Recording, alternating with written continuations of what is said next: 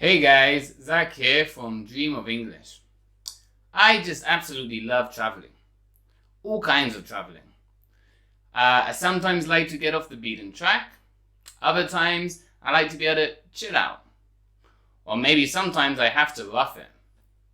So, what do all these expressions mean? In this video, I'm going to give you some key expressions that you can use to describe the way you like to travel. So, check it out.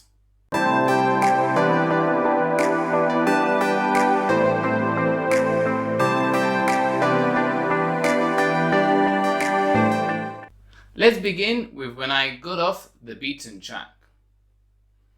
This is to say that I went somewhere less known, maybe less popular, and definitely less tourists. So, in Mexico, I went to Xilitla, which is in San Luis Potosí, somewhere north of Mexico. Here in Xilitla, it was pretty great because it was set aside in the jungle. There weren't too many tourists, this wasn't Cancun, Mexico City maybe, or Oaxaca. So we could say this was off the beaten track. And here in Xilitla, there was a pretty cool place in the jungle which was a surreal house of some kind of British poet Edward James. He came over to Mexico, he went to San Luis Potosí, fell in love with the jungle there, and decided to build this surreal house. I don't think he actually lived there, but it was pretty cool. So I love to get off the beaten track and go to these less known places. Sometimes, but a lot of the times when I travel, I have to rough it. So what does it mean to rough it? Okay, so to rough it means that I have to maybe camp or maybe sleep in a hammock. This was in the National Park of Tayrona in Colombia, which is an absolutely beautiful national park, beach. But there are no hotels, which for me is great. But it means if you want to spend some nights there, you have two choices. You either take a tent or you sleep in these beautiful, comfortable hammocks. Paradise, right? Not quite, because in reality, it's very hot. There are lots of mosquitoes. There's no running water. There's no shower. So really, I am roughing it. I am without my home comforts. I don't have my bed. I don't have air conditioning or a fan, maybe. And I don't have my own toilet or shower. So this is what it means to rough it. Which, I like it. It's part of the adventure, right? But then, I also love going back home to my nice comfortable bed. I do often have to rough it simply because I like to get by on a shoestring budget. What does that mean? Get by on a shoestring budget. This simply means to travel on the cheap.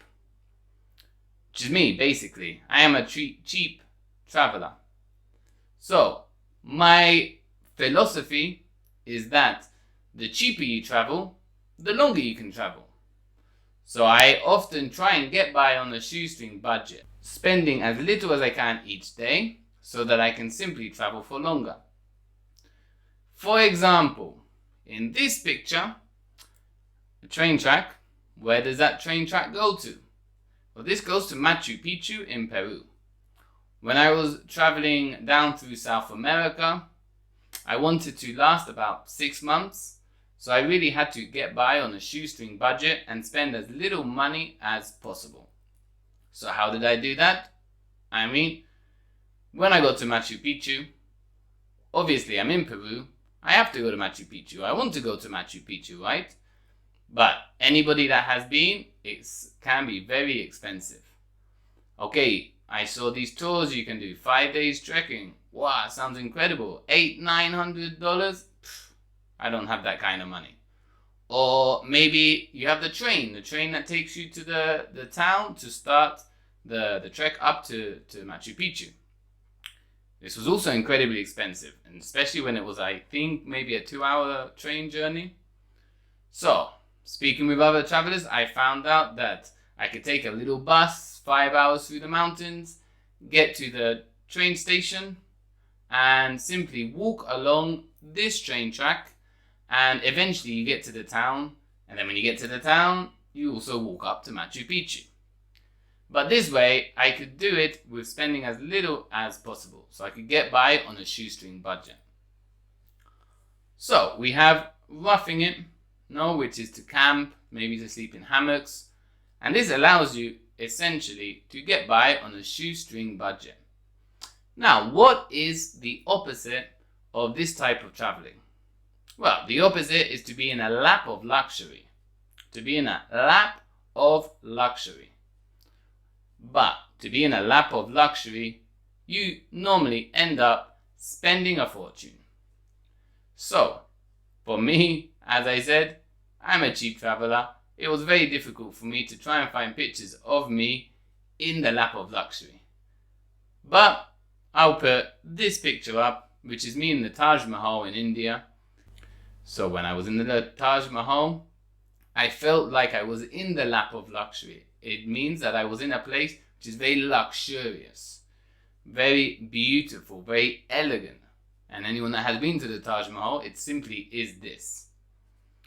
Maybe other examples of being in the lap of luxury would be to stay in a 5-star hotel.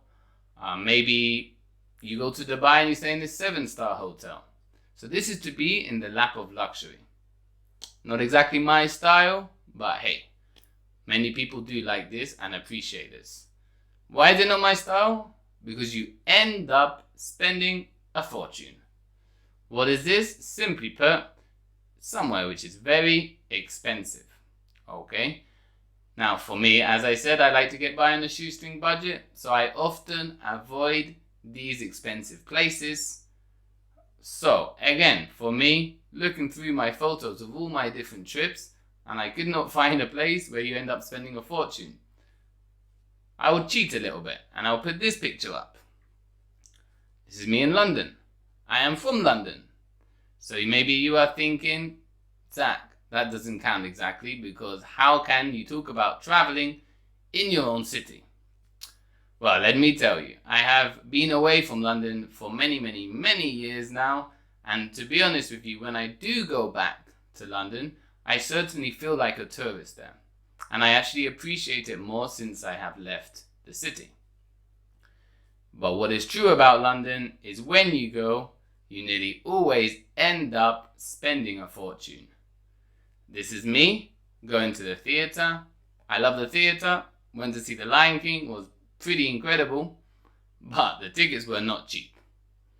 So let me know in the comments below if anybody has been able to do London on a shoestring budget.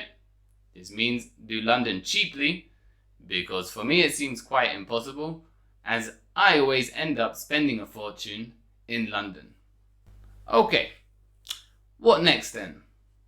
Well, maybe you are a culture vulture. A culture vulture.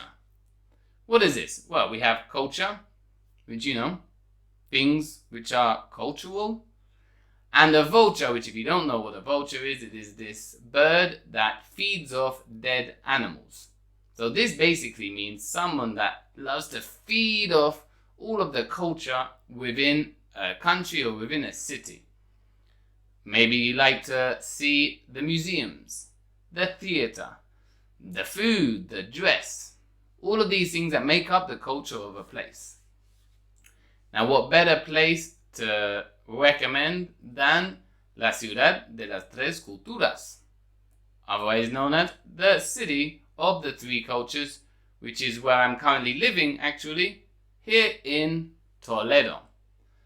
In Toledo, it is a great city if you really are a culture vulture and you love to see culture, because you have a city which has a perfect blend of 3 different cultures. You have the cathedral, you have the mosque, you have the synagogue, but you also have plenty of museums, you have plenty of restaurants, and the architecture is quite simply incredible.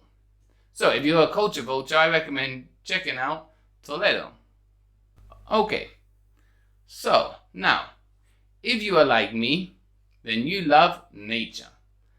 And when you travel, you will want to get back to nature.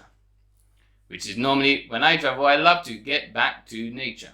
Which is to say, basically go anywhere natural. Away from the big cities, away from the high-rise buildings, the big hotels, and it's just you and Mother Nature.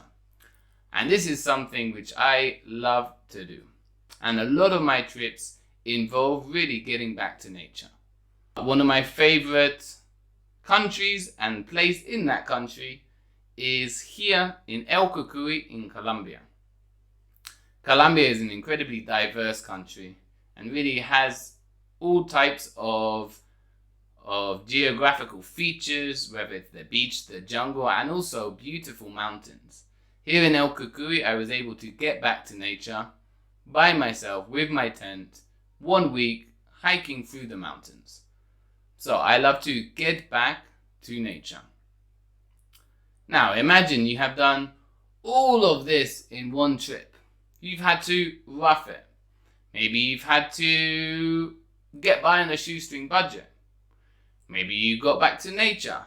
Maybe you spoiled yourself and you lived in the lap of luxury for a couple of days. Spent a fortune, but you had the luxury. Now, after all of this, you are tired and you just want to go somewhere to relax. And you want to be able to chill out. Is it the beach? Is it the mountain? Personally, for me, when I want to be able to chill out, I like to go to the beach. In the mountains, I like to trek, do lots of activities. But I know that if I go to the beach, I can really chill out, read a book, sleep, read, and maybe, I don't know, play a board game or something. But all I know is I'll be able to chill out 100%. This is me in Mexico, in the beautiful state of Chiapas, recommended, in a nice little beach called Boca del Cielo.